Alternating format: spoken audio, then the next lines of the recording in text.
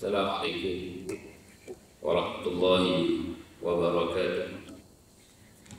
Bismillahirrahmanirrahim. Alhamdulillahi rabbil alamin. Hamdan yuwafi ni'amahu wa yukafi mazidah. Ya Rabbana lakal hamdu kama yanbaghi li jalali wajhika wa 'azimi sultanik.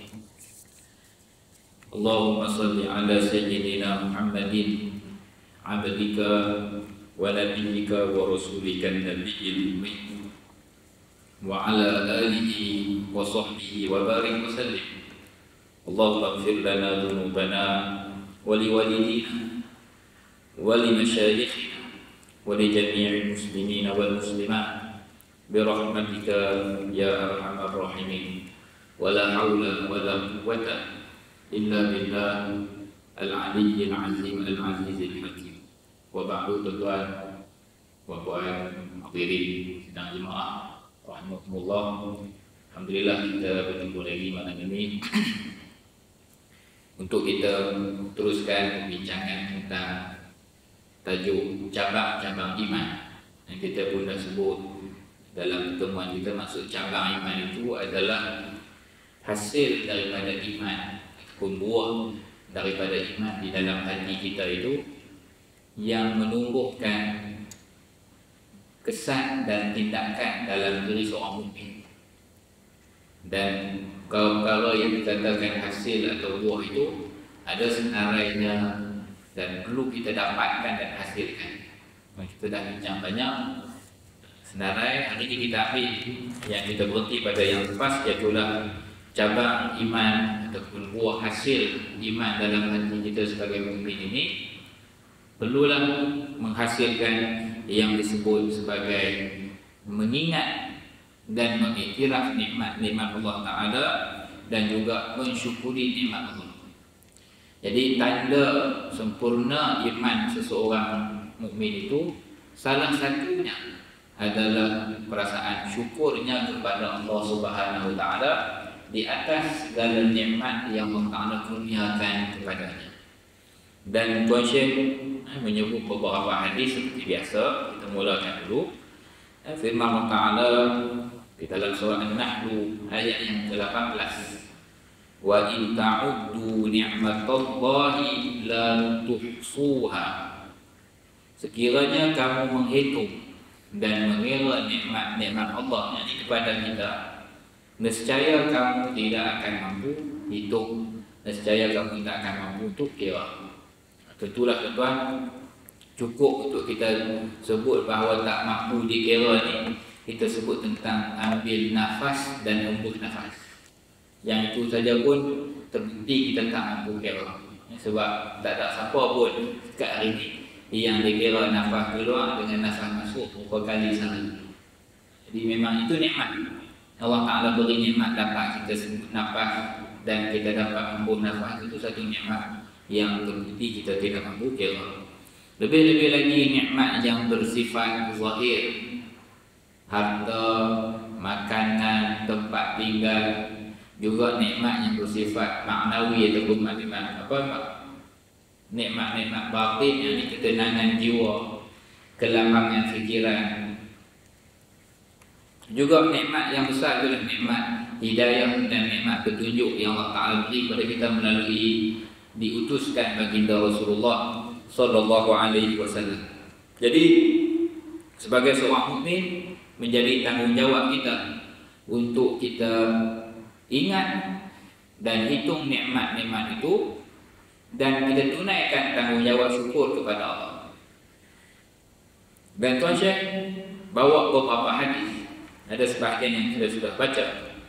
Antaranya kita ambil hari ini hadis yang diriwayatkan daripada Imam Muslim rahimahullah di dalam kitab sahih beliau, daripada Sayyidina Suhaib radhiyallahu ta'ala anhu. Dia berkata, bersabda Rasulullah SAW, ajaban li amril mu'min. Pelik ataupun kita kata luar biasa hal keadaan seseorang beriman itu. Inna amrahu kulluhu khair. Kerana semua hal dan keadaan dan perkara yang dihadapi olehnya dan perkara yang ditanggung olehnya semuanya baik. Kulluhu khair. Walaysa zaka li ahadin illa lil mu'min. Dan yang demikian itu tidak akan berlaku kepada seorang pun melainkan ke atas orang beriman. Hal keadaan dia semuanya baiklah. In asabathu sarra'u syakara fakana khairan. Sekiranya dia ditimpa ini ataupun dia menerima menghadapi keadaan yang senang lena, sarra maksudnya keadaan yang senang, keadaan yang lapang, keadaan yang selesa, sarra keadaan yang baik, syakara dia syukur pada Allah. Diterima keadaan yang baik, dia syukur pada Allah. Bila syukur itu barulah fakana khairan lah, maka ianya adalah baik. Daripada petikan hadis ni tuan-tuan, bukan setakat tuan-tuan dapat nikmat itu dikira baik tak? Belum lagi. Mendapat nikmat lalu kita tunaikan tanggungjawab syukur barulah jadi baik. Maksud baik ni di akhirat. Di dunia dapat duit, di dunia dapat sihat, alhamdulillah tu nikmat. Tapi dia akan jadi nikmat berpanjangan bawa ke akhirat bila kita syukur di atas nikmat tadi. Maka dengan syukur di atas kesenangan, di atas kelapangan itulah yang menjadikan dianya keadaan ini. Bukan sekadar keadaan itu, tapi lanjutan syukur kita itulah yang akan menjadikan dia. Wa in asabathu dharra'u, dan sekiranya dia ditimpa dengan kesulitan, kepayahan dan masalah-masalah. Zahirnya buruk. Zahir memang buruk, sakit. Siapa yang kata sakit itu benda yang baik? Sakit adalah perkara yang ujian yang buruk. Kekurangan, kehilangan harta, zahirnya adalah benda yang kita sebut sebagai benda yang buruk, syar. Hilang nyawa, hilang ahli keluarga, hilang orang yang dikasih ujian yang untuk zahirnya adalah perkara yang tidak elok pada sudut mata kita. Tetapi di sebalik itu Allah sebut sabara, dia bersabar dan dia redha di atas apa yang diterima itu. Dia hadapi dengan maksud sabar di sini tuan-tuan, memanglah sebut sabar di lidah ini mudah, pelaksanaannya itu yang mencabar jiwa dan mencabar diri seseorang mukmin. Cuma kadar yang minimumnya sabar ini tuan-tuan, apa keadaan yang kita hadap sekalipun, kita pastikan tindakan kita selepas itu patut syukur. Maksud tindakan, sekurang-kurang tindakan anggota tubuh, lidah dan hati.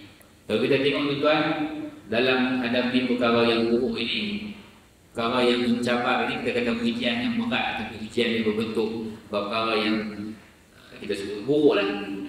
Yang kita sebut tadi, hilang harta, hilang kesihatan dan sebagainya.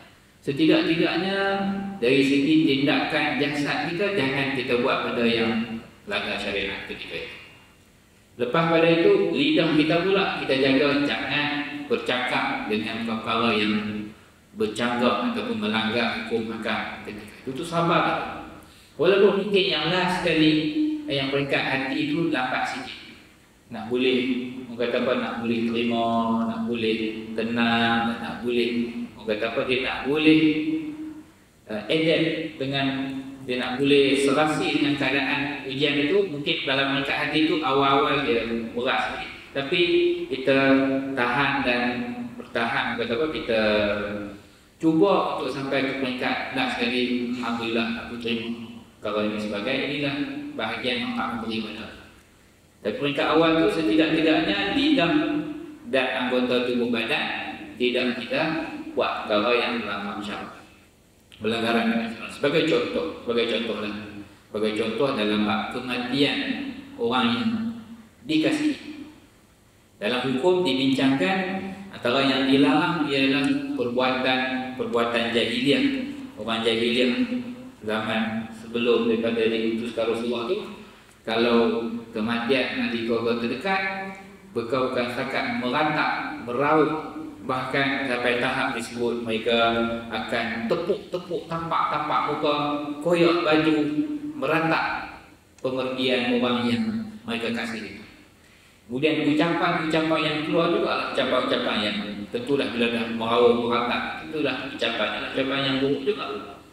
Datang Islam, Rasulullah ajar apabila kematian cucu Rasulullah, dapat anak Rasulullah Rasul sebut, hati bersedih, hati sedih, mata mengalir air mata, wala naqulu, tetapi kami, yakni kita tidak akan sebut illa ma yurdi rabbana, tapi lidah kami hanya akan sebut apa yang Allah Ta'ala akan redha dengan ucapan-ucapan ketika kita berhadapan dengan situasi yang mencabar. Disebut ujian nak sabar ni, semua orang boleh cakap ni mulut, tapi peringkat nak buat cabar, kita ingatkan kita tuan, kita jaga anggota kita jaga lidah kita, dan kita doa pada Allah, ya Allah bagilah hati aku kuat untuk boleh menghadapi ujian ini. Kalau sampai peringkat itu, maka ujian yang zahirnya buruk itu akan jadi kebaikan. Maksud kebaikan ni, dia akan dapat pahala dia menerima itu, dan pahala dia kawal anggota dia kawal tubuh dia kawal lidah dia daripada bertindak dengan perkara yang Allah tak redha ketika dia diuji itu. Perbuatan dia bertahan itu akan mendapat ganjaran, itu dah dinamakan ganjaran sabar. Dan disebut dalam Quran ganjaran orang yang sabar itu bi ghairi hisab, tidak boleh dihitung, dengan ganjaran yang besar yang tidak mampu dihitung. Jadi keadaan ujian yang zahirnya buruk juga adalah baik bagi mukmin. Ini yang Rasul kata apa? Ajaib keadaan seorang mukmin itu, dia dapat nikmat-nikmat yang baik, dia bersyukur, maka jadi kebaikan, jadi pahala bagi dia. Dia dapat ujian yang buruk, dia sabar, maka juga jadi kebaikan, pahala buat dia. Semua keadaan ini hanyalah untuk orang yang beriman. Kemudian Tuan Syekh bawa ucapan syair yang disusul, yang dikatakan ini disandarkan, dinisbahkan kepada Abul Hasan Al-Kindi. Dia turut dalam satu syair. Dia kata, "Idza kunta fi ni'matin far'aha."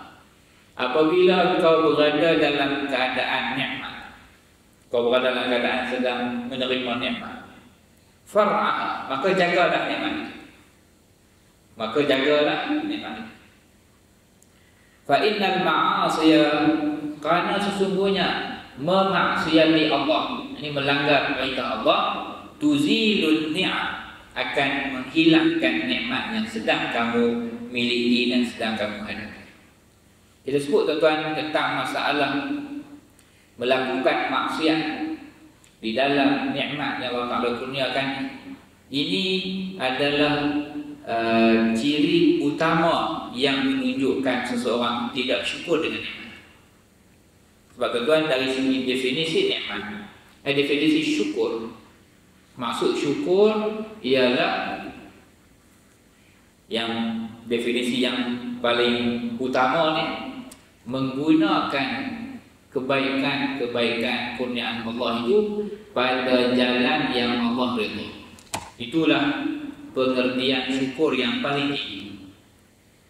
Adapun syukur yang paling asas ialah lidah kita ini sentiasa mengucapkan alhamdulillah, sentiasa mengucapkan puji-pujian pada Allah. Dan juga kita sebut juga pada pertemuan yang lepas tuan, antara tanda syukur terbesar seseorang hamba pada Allah itu adalah dia tunaikan solat kewajiban 5 waktu. Itulah syukur utama dia di atas tubuh badan dia, di atas jasad walaupun dengan, dan bahkan di atas nyawa yang kalau sambung itu, dengan dia solat 5 waktu, dia tak tinggal sujud pada Allah, itulah lambang syukur. Adapun berkaitan dengan nikmat secara khusus, mendapat nikmat, guna nikmat itu pada jalan yang Allah redha, itulah syukur. Bila dia start guna nikmat itu pada jalan yang Allah murka, maka ketika itu dia telah melanggar juga syukur. Dan yang ini yang disebut sebagai kufur nikmat. Apa maksud kufur nikmat? Dia dapat nikmat, tetapi dia tidak mengiktiraf nikmat Allah itu dengan cara dia gunakan nikmat itu ke jalan-jalan kemaksiatan. Dan bila dia dah sampai peringkat itu, maka hilanglah nikmat tersebut. Allah Ta'ala akan hapuskan, Allah Ta'ala akan cabut kita bersama, Allah Ta'ala akan tarik nikmat kita. Nikmat yang tidak disambut dengan syukur, kesudahannya dia akan kurang, dia akan hilang. Adapun nikmat yang disambut dengan syukur pada Allah, maka nikmat itu akan berkekalan. Bahkan bukan sekat kekal, bahkan akan bertambah, Kisah orang soleh, para ulama ni banyak juga antara kisah yang disebutkan syukur. Saya nak bawa satu kisah yang dinisbahkan ini kepada seorang ulama mazhab Syafi'i yang bernama Syekh Zakaria Al-Ansari rahimahullah. Syekh Zakaria Al-Ansari ini adalah rujukan utama dalam fiqh mazhab Syafi'i ini. Karangan beliau banyak. Beliau juga antara tokoh yang selepas kewafatannya itu kebuminya itu berhampiran dengan makam Imam Syafi'i rahimahullah. Kalau tuan ada rezeki berziarah ke Mesir di Kahirah ini, salah satu tempat yang kita anjurkan, kita sarankan ke boleh dapat tengok tempat di makam Imam Syafi'i. Dekat-dekat itu ada makam Syekh Zakaria Al-Ansari. Diceritakan tentang kehidupan beliau. Dia adalah salah seorang yang Allah Ta'ala beri umur yang panjang. Ada yang sebut sampai 100 tahun lebih. Jadi ketika dia hujung usia itu, dia memang orang tua. Bila orang tua, dia biasanya jasad tubuh badannya akan makin lemah.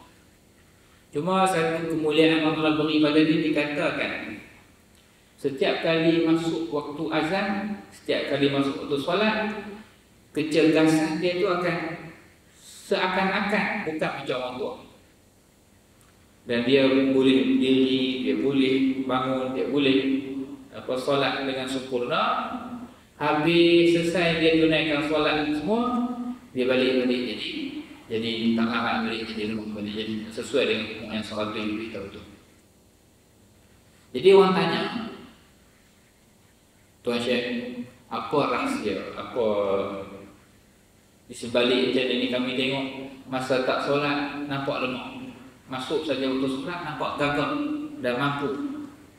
Dan benda tu bukan sekali dua, bahkan sepanjang masa. Antara yang disebut, aku jaga anggota tubuh aku ni waktu muda daripada maksiat pada Allah.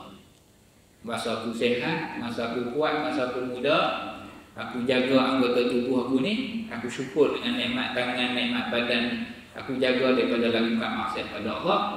Maka bila aku dah tua, Allah Ta'ala yang bantu jaga pula anggota aku ni. Setelah mana aku dah tak mampu untuk jaga dia, Allah jaga dan mampukan aku untuk tunaikan ketaatan kepada Allah.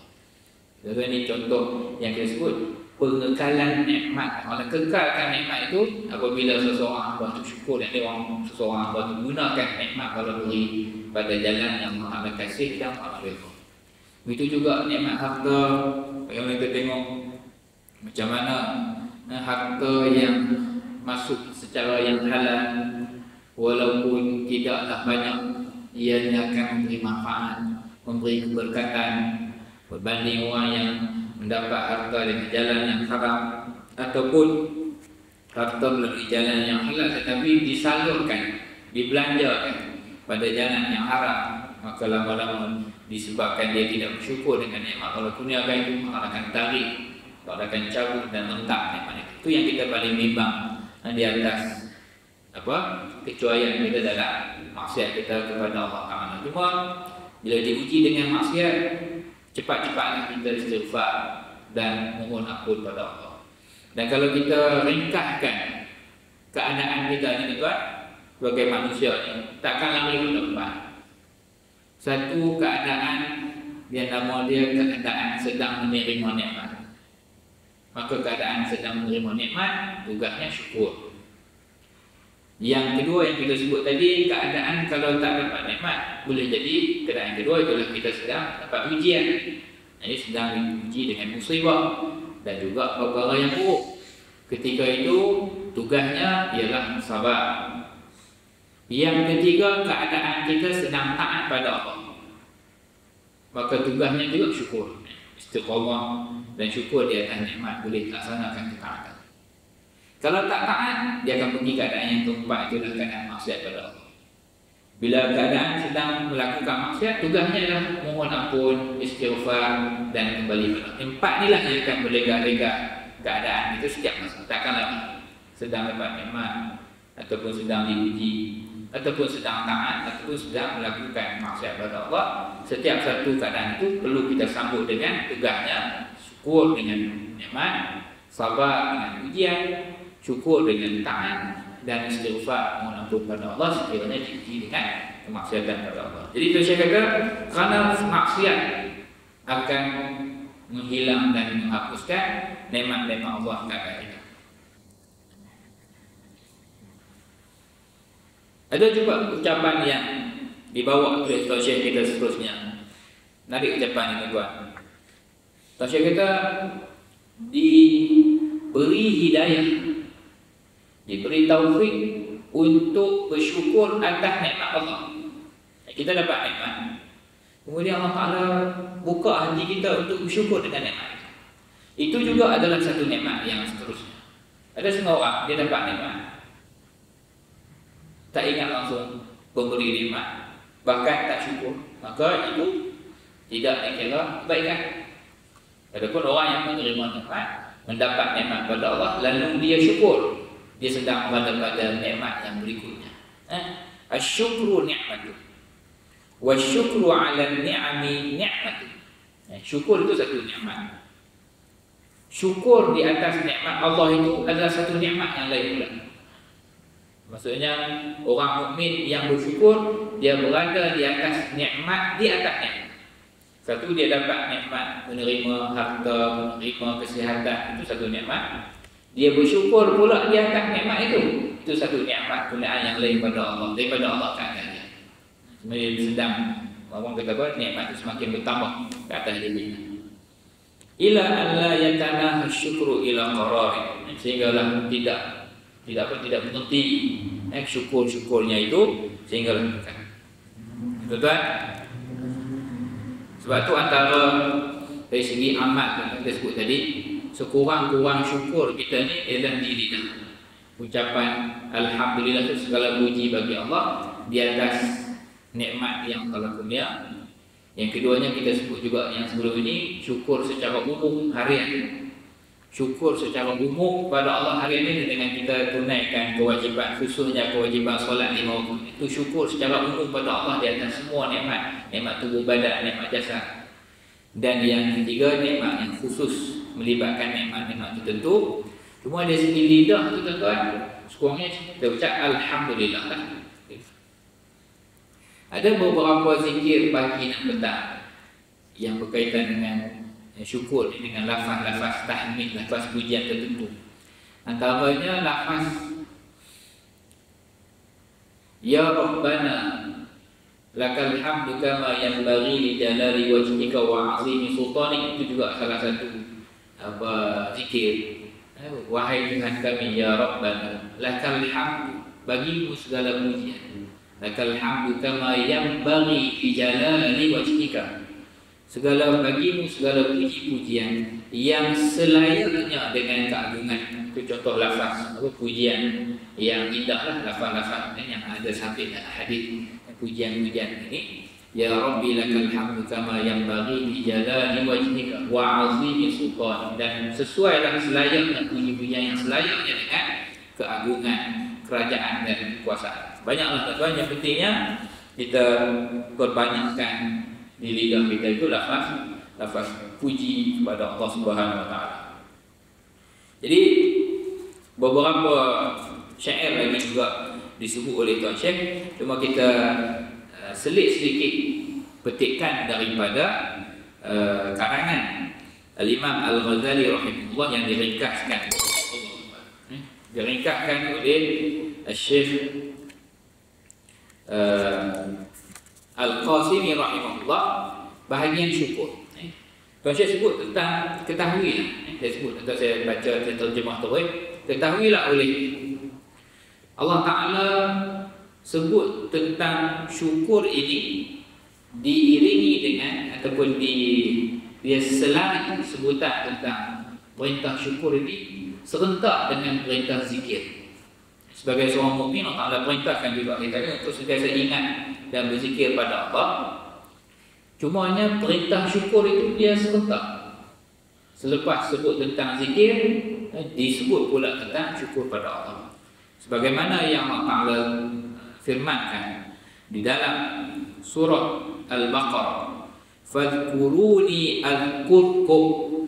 Maka ingatlah, berzikirlah kamu padaku, nescaya aku juga akan ingat kepada kamu. Yang ini ingat dengan beri nikmat, beri hidayah, beri kebaikan dunia akhirat. Terus Allah Taala sambung perintah yang kedua selepas perintah zikir, "Washkuruli," dan bersyukurlah kamu kepadaku. Perintah syukur itu dia seiring dengan perintah ingat dan zikir pada Allah. Washkuruli wa la takfurun. Jadi Tuan Syekh kata perintah syukur ni sama serentak dengan perintah untuk berzikir, menunjukkan kepada kepentingan syukur pada Allah. Begitu juga dalam beberapa hadis yang diriwayatkan, antaranya hadis riwayat Imam At-Tirmidzi rahimahullah, "At-ta'imus syakir." At-ta'imus syakir, orang yang makan. Orang yang makan, kita makan sedap-sedap, kita makan benda yang menyihatkan kita, kita makan benda yang menghilangkan kelaparan kita, dan dia bersyukur pada Allah. Orang yang makan, lalu dia bersyukur pada Allah, bimanzilatis shaib, sama darjatnya dengan orang yang berpuasa, as-sabir, orang puasa yang sabar. Subhanallah. Puasa pokok kita kata ni amal soleh, amal yang melibatkan sabar. Sebab ketika puasa tu kita tahan diri, tengok benda ni sedap kita tahan, tengok benda ni mata kita tengok warna-warni minum kita tahan, dia sabar. Tapi orang yang makan lepas tu dia syukur pada Allah juga sama darjatnya dengan orang yang puasa. Cuma bukanlah sebut gini tak puasa, kalau itu tak payah puasa, tak payah puasa sunat lah. Kita gabung, ada hari yang kita puasa sunat, ada hari yang kita tak puasa, maka lepas makan kita syukur pada Allah. Dan sekurang-kurang syukur pada Allah selepas makan itu kita ucap Alhamdulillah. Memang sabit dalam hadis, orang-orang yang mengucapkan Alhamdulillah selepas habis minum dan selepas habis makan, maka Allah Ta'ala akan redha pada orang ini. Dengan makan dan minum pun sudah menjadi sebab untuk seseorang hamba itu mendapat keridhaan Allah. Dengan cara-cara bagaimana? Selepas daripada makan jangan berat lidah, jangan kita berasa ataupun kita kata jangan kita lepaskan peluang yang baik untuk dapat redha Allah dengan mengucapkan simple Alhamdulillah, segala puji bagi Allah. Yang kita baca doa tu perintah boleh, yang sempurna tu Alhamdulillahillazi at'amana wa ja'alana muslimin. Segala puji bagi Allah yang telah beri makan kepada kami dan telah menjadikan kami orang yang beriman pada Allah. Ini Tuan Syekh sebut, jadi orang yang syukur ni satu benda yang penting dan benda yang besar. Dan Tuan Syekh juga sebut tentang makna syukur ini. Saya kata, ketahui oleh kamu bahawasanya syukur ini ianya tersusun dalam bentuk satu dari segi kefahaman ataupun ilmu, yang kedua hal wa amal. Yang dimaksudkan syukur dari sudut kefahaman ataupun ilmu ni, maksudnya dari segi faham kita, ialah kita mengetahui dan kita mengiktiraf ini adalah nikmat daripada Allah. Setiap kali kita sambut, kita terima apa-apa nikmat, kita akan ucap Alhamdulillah, walaupun yang beri itu hamba Allah, yang mai bagi duit kat kita orang, yang bayar gaji kita majikan, yang beri hadiah makanan kawan-kawan, yang beri dia panggil pembawa itu adalah asbab, ataupun pembawa itu adalah makhluk. Kita terima kasih pada dia, sebagai terima kasih kita juga syukur pada itu juga kita menjawab. Tapi kita mesti ingat di sebalik itu pemberi yang sebenarnya adalah Allah. Itu yang saya kata syukur dari sudut faham, syukur dari segi dalaman hati kita tu kita faham bahawa nikmat ini adalah daripada Allah. Walaupun pelbagai bentuk, pelbagai rupa orang yang menyampaikan nikmat itu kepada kita. Tapi hati kita iktiraf dan kita yakin dan tahu ini nikmat ini daripada Allah. Sebab itulah pertama sekali yang kita dapat segala puji bagi Allah. Yang keduanya dari segi keadaan kita, al-hal, ialah kita merasa gembira di atas nikmat yang sampai kepada kita. Gembira kita itulah gembira kerana kita tahu ini adalah kurniaan daripada Allah. Jadi hati kita tahu dan sedar ini daripada Allah. Yang keduanya hati kita merasa gembira di atas sampai yang nikmat pada kita. Gembira itu kerana kita tahu itu kurniaan daripada Allah. Adapun syukur dari segi tindakan, dari segi amal, seperti mana yang kita sebut tadi, ialah kita melaksanakan apa yang menjadi tuntutan ke atas nikmat tadi. Contoh, kita terima duit. Tuntutan untuk duit itu sampai pada kita, harta itu sampai pada kita, tuntutan yang pertama mesti kita salurkan pada jalan yang wajib. Sebagai ketua keluarga contohnya, duit itu masuk dulu, kita tunai yang wajib, itulah beri makan nafkah anak dan isteri. Itu nombor satu. Itu kita dah tunaikan tuntutan harta tadi. Yang keduanya, sekiranya harta itu sudah mencapai tahap kadar yang perlu dibayar zakat, maka kita bayar zakat. Sebab itulah tuntutan daripada nikmat yang sampai pada kita. Kemudian selepas pada itu ada lebihan, maka kita jalankan sedekah-sedekah yang sunnah. Itu maksud kita menunaikan dan melaksanakan apa yang dituntut daripada nikmat tadi. Sebagai contoh, seterusnya tu yang melibatkan harta kan. Kita ambil contoh mata pula, anggota tubuh badan. Ini juga disebut. Ini disebut oleh Syekh Abdul Qadir Al-Mahdi dalam kitab Penawar bagi hati. Dia bagi contoh mata. Mata ini ada diciptakan, tujuan dicipta untuk manfaat akhirat, dan ada juga untuk manfaat dunia. Syekh sebut untuk manfaat akhirat seperti melihat jalan untuk sampai ke masjid. Ini untuk manfaat. Kalau tak ada mata, tak nampak jalan tak pergi masjid lah, ataupun susah nak pergi. Untuk melihat mushaf, untuk boleh membaca Quran, ini tujuan diciptakan mata untuk manfaat akhirat. Begitu juga untuk jalan-jalan ke majlis-majlis yang Allah redha seperti majlis ilmu dan sebagainya. Maka mata itu tujuan dicipta untuk manfaat akhirat. Adapun untuk tujuan dunia, mata diciptakan diciptakan untuk kita boleh melaksanakan tugas-tugas mencari rezeki. Kalau orang tak nampak macam mana dia nak memancing, macam mana dia nak tangkap ikan di laut, macam mana nak tembak jala, macam mana kalau yang tukang, macam mana dia nak buat kalau tak ada mata, ini satu benda yang sukar. Jadi kita faham tujuan itu, kita laksanakan apa yang sepatutnya dengan nikmat mata tadi, barulah kita dianggap telah bersyukur secara praktik, secara pelaksanaan amal. Jadi tiga keadaan itu kita perlu laksanakan untuk dikira sebagai kita telah bersyukur di atas apa-apa nikmat sampai pada kita. Yang pertama, hati kita iktiraf daripada Allah. Dari segi perasaan kita bergembira dengan nikmat itu sebab ianya kurniaan daripada Allah. Dari segi amal, kita tunaikan apa yang sepatutnya dibuat dengan nikmat itu. Jadi saya kata amal itu juga boleh dipecahkan kepada tiga. Boleh dipecahkan kepada tiga juga. Ini hati tadi, kita dalam hati kita terima kasih kepada Allah, bersyukur pada Allah. Dari segi lidah kita ucapkan Alhamdulillah. Dari segi anggota tubuh badan kita tunaikan apa yang sepatutnya kita laksanakan daripada tuntutan di atas nikmat-nikmat tadi. Itu saya sebut antara pelaksanaan syukur dengan hati. Pelaksanaan saya kata, kita terima saja nikmat, kita terus niatkan, ya Allah, aku nak gunakan nikmat ini pada jalan-jalan kebaikan yang memberi manfaat kepada hamba-hamba.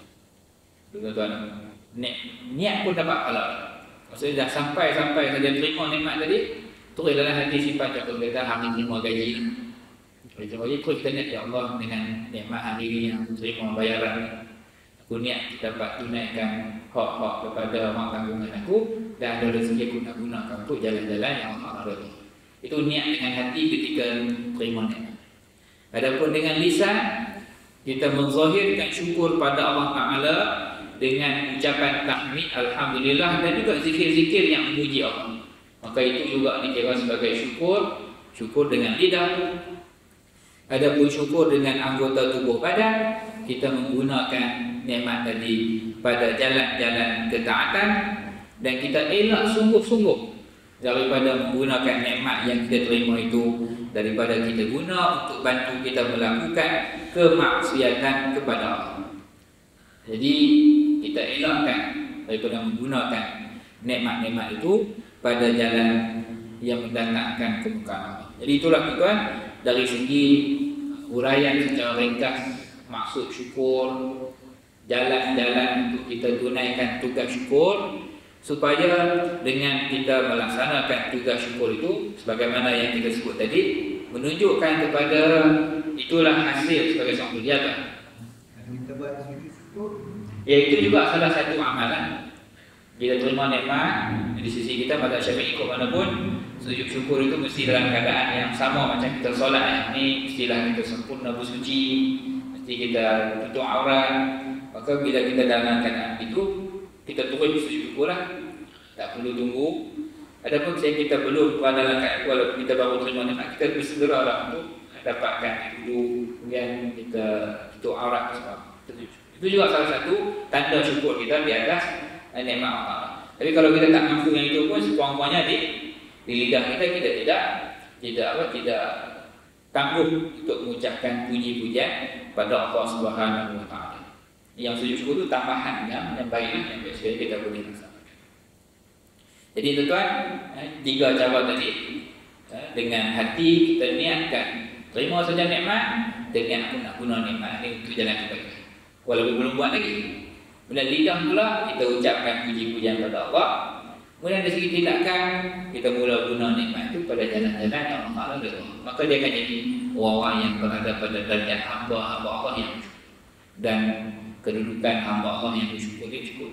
Kedudukan yang kita cukup tinggi di sisi Allah Ta'ala. Moga-moga Allah Ta'ala kurniakan.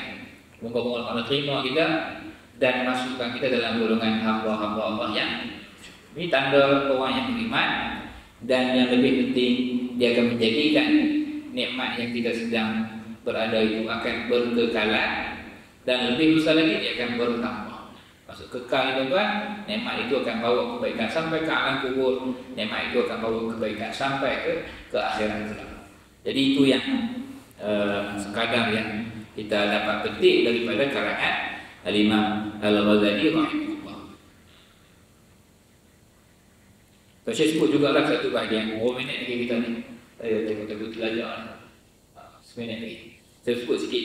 Saya kata ada beberapa perkara yang menyebabkan ramai ataupun ada orang-orang yang tak bersyukur pada Allah. Ada beberapa perkara. Saya kata tidaklah membuatkan seseorang hamba Allah itu cuai dalam tuntutan bersyukur di atas nikmat, melainkan kerana satu dia jahil. Dia tak tahu langsung hukum hakam agama, jadi dia jahil tentang tuntutan, jadi dia tak kenalkan tentang syukur. Satu lagi, dia dah faham, dah tahu, tapi dia lalai. Hati dia lalai, dia lupa pada Allah. Walaupun dia tahu ni tuntutan dia tak boleh guna ke Allah, tetapi sebabkan nafsu menguasai, jadi boleh jadi dia lalai dan boleh jadi dia jahil, maka dia tidak tunaikan tugas dan tanggungjawab dan bersyukur pada Allah. Jadi kelalaian apa hati yang lalai dan kejahilan ini adalah penghalang utama daripada seseorang menunaikan tanggungjawab syukur pada Allah. Jadi kita elakkan keadaan yang lalai tadi dan juga keadaan kejahilan. Moga-moga kita termasuk dalam golongan hamba-hamba Allah yang syukur padanya.